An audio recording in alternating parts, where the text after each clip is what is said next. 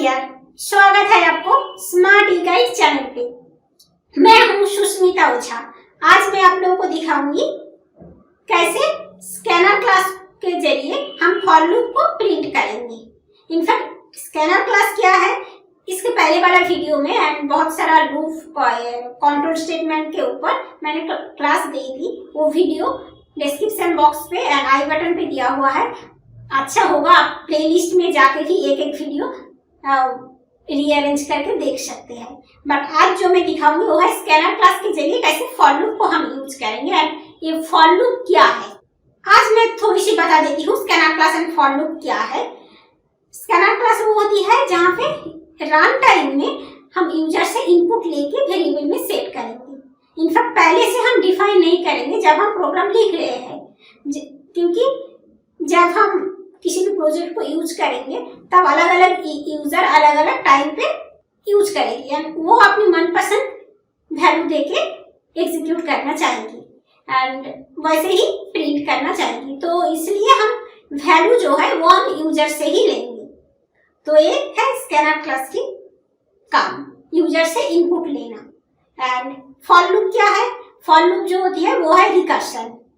किसी भी प्रोग्राम को हम बार बार कॉल करना चाह रहे हैं, बार बार यूज करना चाह रहे हैं, वो है फॉर लूप। एंड यहाँ पे कंडीशन दिया रहती है कहाँ से स्टार्ट होगी और कहाँ पे आके खत्म होगी। बार बार कितने बार एक प्रोग्राम को हम प्रिंट करना चाह रहे हैं, कॉल करके प्रिंट करना चाह रहे हैं, ये फॉर लूप करेगी एंड यही स्कैनर क्लास के जरिए दिखाऊंगी। तो चलिए दोस्तों, आप लोगों को सीधी प्रोग्राम दिखाती हूँ, आप लोगों को समझ में आ जाएगी कि स्कैनर क्लास के जरिए कैसे हम प्रिंट करेंगे फॉर लूप को। यहाँ पे मैंने दोनों क्लास ले ली, एक है for loop exam, in fact for loop का एग्जाम्पल, एंड मेन जो है वो मेन क्लास है फॉर लूप स्कैनर। सब क्लास में हम डिफाइन करेंगे, इंप्लीमेंट करेंगे। पहले मैं यहाँ पे एक मेथड क्रिएट करती हूँ, void void void display display display, first bracket open and close, उसके बाद second bracket open and close and उसके अंदर scanner SCA double N ER scanner SC equal to new.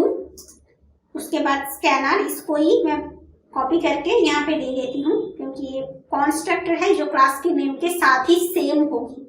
And उसके अंदर उसके साइड में first bracket open and close and उसके अंदर system SYSTEM system dot in and बाहर आके सेमीकोलन। यहाँ पे एरर दिखा रही है क्योंकि एरर नहीं, ये अलर्ट मैसेज दिखा रही है क्योंकि ये जो स्कैनर है ये जावा util डॉट स्कैनर पैकेज के अंदर है। जावा में जो util पैकेज है उसके अंदर ये स्कैनर क्लास है जो हमें यूजर से इनपुट लेने में हेल्प करेगी, इसलिए इसको इंपोर्ट करना पड़ता है। एंड उसके अंदर मैं वेरिएबल का नेम डेटा टाइप देके वेरिएबल डिफाइन कर दूंगी जिस वेरिएबल में यूजर से इनपुट आके स्टोर हो जाएगी। वो क्या है? इंट डेटा टाइप में होगी।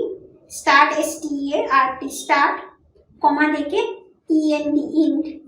इनफैक्ट स्टार्ट से एक नंबर से स्टार्ट होके खत्म होगी जो इस नंबर पे, वो स्टार्ट मैंने इसलिए दिया कि आप लोगों को समझ में आए, स्टार्ट होगी एंड इंट हो जाएगी, इसलिए मैंने वही दे दिया इंट स्टार्ट। इंट मतलब इंटीजर डेटा टाइप में होगी जिस वेरिएबल में दोनों नंबर स्टोर करेगी, एक है स्टार्ट और एक है int.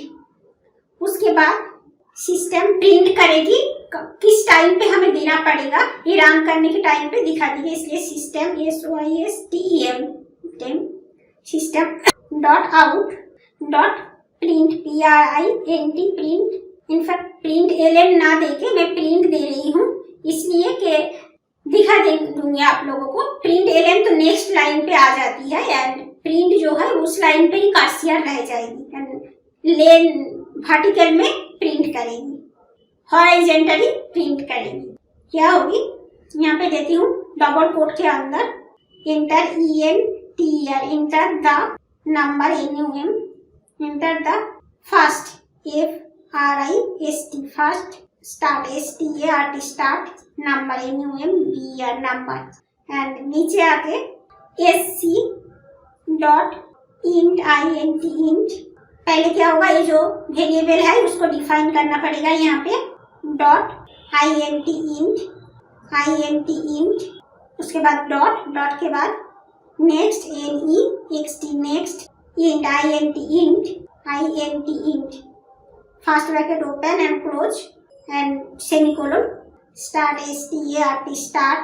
Equal to sc dot next int, यहाँ पे इनफैक्ट इंटीजर वैल्यू लेगी एंड उस वैल्यू को स्टार्ट में स्टोर करने के लिए यहाँ पे डिफाइन करना पड़ता है कि नेक्स्ट इंट उस ऑब्जेक्ट जो है ऑब्जेक्ट यहाँ पे उस ऑब्जेक्ट नेक्स्ट इंट मेथड को कॉल करेगी एंड उस मेथड क्या करेगी, जो वैल्यू हम एंटर किए उसको आके स्टार्ट में स्टोर करेगी, उस वेरिएबल में स्टोर करेगी। जिस वेरिएबल में स्टोर करेगी वो यहाँ पे मैंने डिफाइन कर दिया सेमीकोलन। उसके बाद नीचे आके फिर से यही सेम चीज करना पड़ेगा, सिर्फ वेरिएबल नेम चेंज हो जाएगी। इंड नंबर कर देती हूँ END इंड नंबर एंड यहाँ पे END इंड हो जाएगी। उसके बाद फॉर जो है फॉर लूप हम चलाएंगे FOR for first bracket open and close, उसके अंदर int I equal to start जो होगी उस वेरिएबल का नेम देना पड़ेगा। इनफैक्ट स्टार्ट में जो वैल्यू है वो प्रिंट करेगी तो उस वेरिएबल का नाम सेमीकोलन। उसके बाद फिर से कहाँ पे लास्ट होगी, less than equal to greater than equal to END in fact end होगी जी, जहाँ पे आके जिस नंबर से आप ग्रेटर हो जाएगी तब और प्रिंट नहीं करेगी, वही है फॉर्मूला।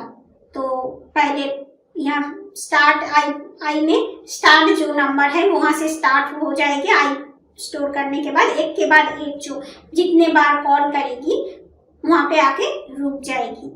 इनफैक्ट इंड में जो वैल्यू है वो अगर इक्वल एंड ग्रेटर हो जाएगी, इक्वल होगी तो प्रिंट करेगी, ग्रेटर हो जाएगी उससे ज्यादा हो जाएगी तो और प्रिंट नहीं करेगी एंड एक एक करके बढ़ती रहेगी। तो इसलिए प्लस देंगे तो क्या होगा, एक एक करके बढ़ती रहेगी, एक प्रिंट करने के बाद दूसरी बार और एक बार जाके फिर से वेरिएबल से वैल्यू ले आके प्रिंट करेगी, ऐसे ही चलती रहेगी। वो काम चलने के लिए हम ये I++ दे देते हैं जो इंक्रीज करने में हेल्प करेगी। तो second bracket open and close and उसके अंदर सिस्टम आउट डॉट प्रिंटलन फिर से मैं दे देती हूँ। यहाँ पे सिस्टम आउट डॉट प्रिंटलन देने के बाद प्रिंट करेगी I की वैल्यू को, तो I+ दे के मैं क्या करती हूँ, डबल कोट के अंदर कॉमा दे देती हूँ एंड थोड़ी सी स्पेस, क्योंकि प्रिंट जो है वो हॉरिजॉन्टली होती है, एक के बाद एक आप लोगों को देखने में इजी होगी तो इसलिए मैं प्रिंट दे दिया। तो उसके बाद यहाँ पे आके उस क्लास को कॉल करना पड़ेगा, क्लास की ऑब्जेक्ट क्रिएट करके मेथड को कॉल करना पड़ेगा। तो एक क्लास जो है फॉर लूप एग्जाम, इसको मैं कॉपी कर लेती हूँ एंड यहाँ पे पेस्ट कर देती हूँ। उसके बाद FLE क्या है, शॉर्ट फॉर्म में दे दिया, ऑब्जेक्ट क्रिएट कर दिया। उसके बाद new and constructor first bracket open and close, बाहर आके सेमीकोलन, नीचे FLE dot method name display, इसको अब प्रिंट करेंगे हम। तो अब मैं इसको रन करती हूँ। इंटर द स्टार्ट नंबर से ये मैं दे देती हूँ 5, उसके बाद इंटर देके ये होगी 10 दे दिया, प्रिंट कर दिया, 5 से 10 तक ये प्रिंट कर दिया। तो इससे ज़्यादा भी देती तो ये ऐसे ही प्रिंट कर देती, पर 5 और 10 ये पहले मैंने डिफाइन नहीं किया। किसी ने अगर मेरी फॉर लूप वाला वीडियो देखे हो तो समझ जाओगे, वहाँ पे मैंने पहले ही लिखने के टाइम पे वहाँ पे डिफाइन कर दी थी, बट यहाँ पे नहीं किया। ये जो प्रिंट है वो कैसे प्रिंट किया आप लोगों को समझ में आ गई। यहाँ पे मैं LN दे देती हूँ तो क्या होती है आप लोगों को समझ में आ जाएगी, इसलिए मैंने नहीं दिया। LN सेव करके इसको मैं रन करती हूँ। ये जो एंटर है ये नीचे आ, जो वैल्यू मैं दूंगी वो नीचे आ गई। तो यहाँ पे मैं दे देती हूँ 1, उसके बाद सेकेंड नंबर देने के लिए बोल रही है तो ये दे देती हूँ 20, एंटर, हर बार एंटर कर देना पड़ेगा। तो ये ऐसे ही हॉरिजॉन्टली प्रिंट किया। तो हम अगर भाटीगरी अच्छी तरह से समझने के लिए ही मैंने दी थी। प्रिंट करना चाहे तो ऐसे ही आप ओनली प्रिंट दे देंगे, ये हॉरिजॉन्टल प्रिंट करेगी, कर्सर उस लाइन पे ही रहेगी, नेक्स्ट लाइन पे नहीं जाएगी। तो आप लोगों को शायद समझ में आ गई। और एक बार मैं प्रिंट करके दिखा देती हूँ। यहाँ पे पहले नंबर दे देती हूँ 20, उसके बाद सेकेंड नंबर जो है 40 एंड ये प्रिंट करती एक के बाद एक।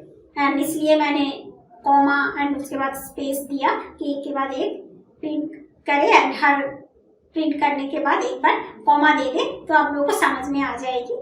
तो ऐसे ही स्कैनर क्लास के जरिए हम फॉर लूप को प्रिंट करेंगे। तो दोस्तों आप लोगों को समझ में आ गई कैसे स्कैनर क्लास के जरिए हम फॉर लूप को प्रिंट करेंगे। अगर समझ में ना आया तो और एक बार जाके देख लीजिए, बट ऐसे ही देखते रहिए। सब्सक्राइब एंड लाइक जरूर करना, अच्छा लगे तो। क्यों अच्छा नहीं लग रही वही मुझे कमेंट सेक्शन पे बताना and Instagram and Facebook page पे आके भी मुझे मैसेज कर सकते हो। और क्या रेक्टिफाई करना जरूरी है तो मैं जरूर ट्राई करूंगी कि कुछ अच्छा करने के लिए और भी ज्यादा अच्छा हो, आप लोगों को अच्छा लगे तो मैं जरूर ट्राई करूंगी। तो आप लोग ऐसे ही देखते रहो, जानते रहो एंड सीखते रहो एंड अच्छी तरह से कोडिंग को जान जाओ, ये मैं चाहती हूँ। तो ऐसे ही वीडियो देखते रहना। मिलेंगे नेक्स्ट वीडियो पे। आज के लिए इतना ही, बाय बाय।